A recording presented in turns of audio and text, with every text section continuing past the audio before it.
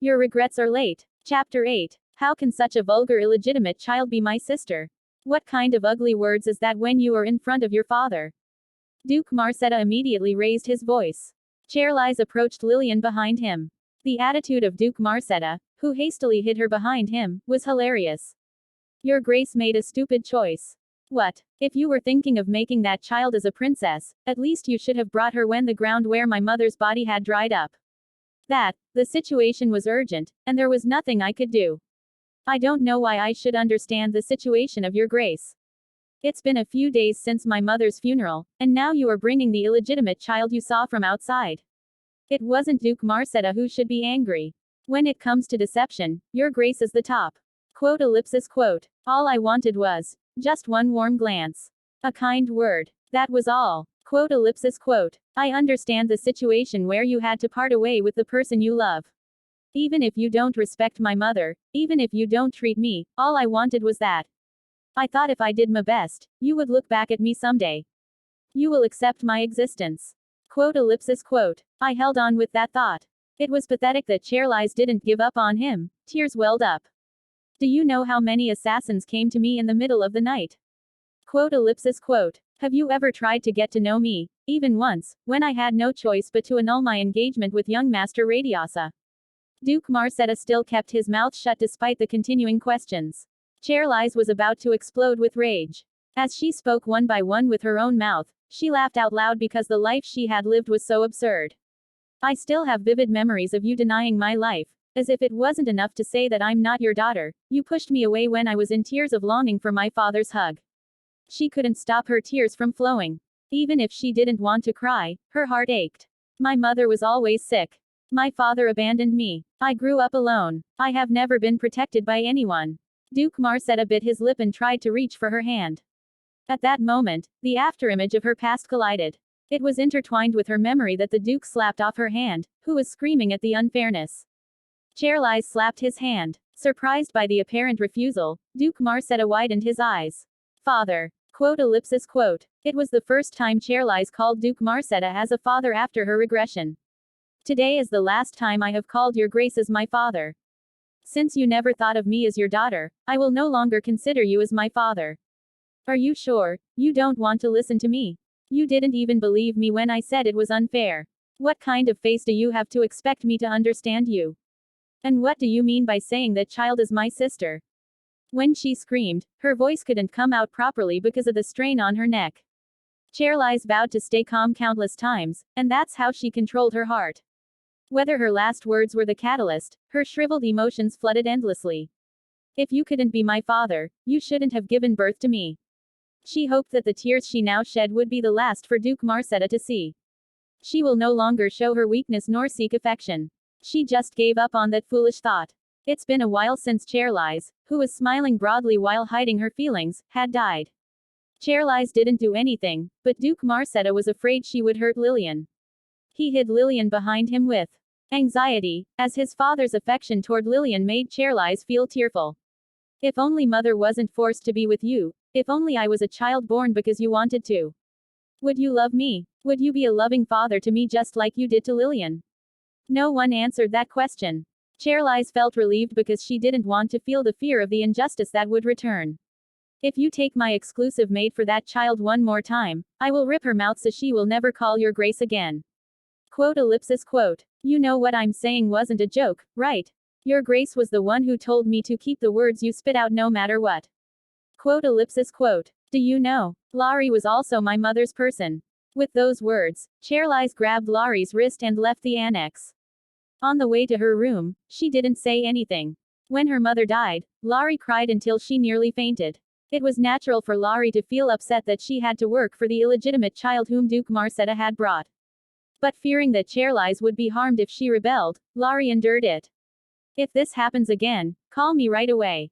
Chairlize said that as she pulled the wound-healing ointment out of her drawer and applied it to Laurie's hand. Your Highness, what if I worked for someone else? As I said before, you're my person. I will protect you no matter what. Tears welled up in Laurie's eyes immediately. She spoke in a weeping voice as if her tears were about to burst. I was an orphan. I was born without parents and ran away after being abused in an orphanage. Madam was the one who saved me. Really, I don't know how warm the hand that Madam gave me. It's still sad that my master passed away, but I'm glad that your highness will always be by my side. Quote. Your highness must be tired, so get some rest today. Laurie, hugging Chairlize tightly, covered her with a blanket, looked over the bed, and left her room. It was a night with so many thoughts that Chairlize couldn't sleep. Older sister. I'm leaving now, your highness. Okay. It was when she was talking about business. Chairlize was displeased by the voice that seemed to call her. There was only one person who referred Chairlize as older sister, Lillian. Lillian smiled broadly, waving her hand as if she had really met someone she was familiar with.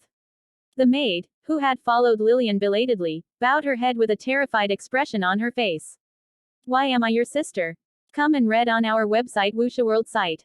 Thanks. You're my sister, aren't you? We're the princesses of Duke Marcetta with the same father.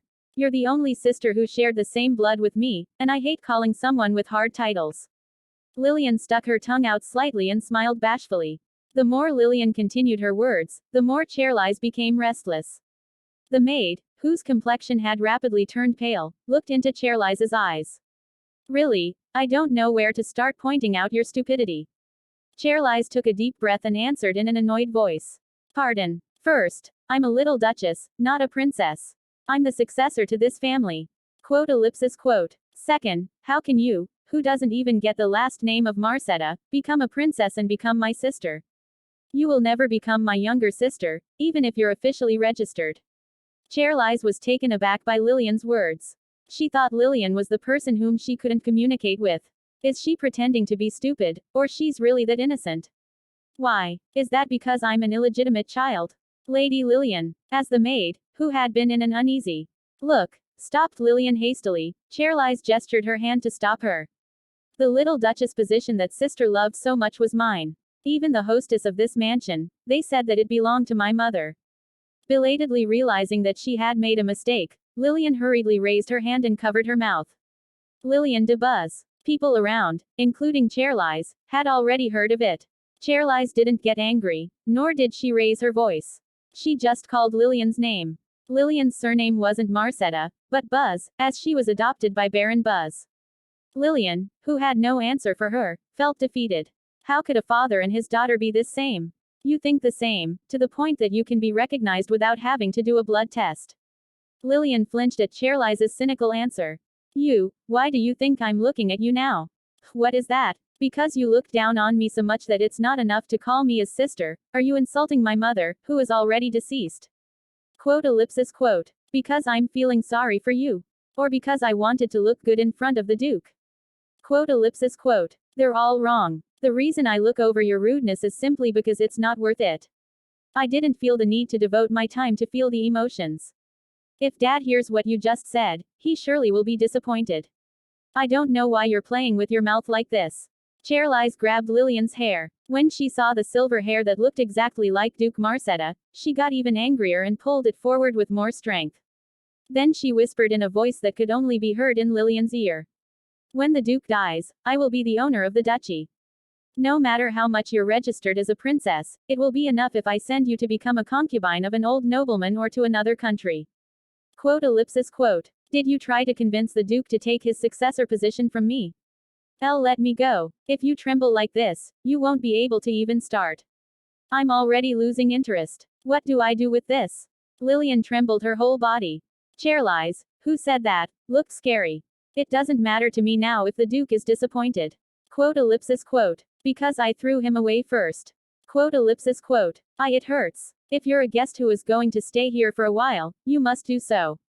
Chairlize, who let Lillian's hair down, smiled. Lillian, who had slumped down, groaned. Martin. Yes, Your Highness. Prepare water to wash right away. I touched something disgusting and dirty. Chairlize passed Lillian and called Martin. I will kill you. Lady Lillian. I'm the princess of Duke Marcetta. A princess. Lillian screamed and cried belatedly with all her might. Your Highness, you're so cool. Did you see that woman's face?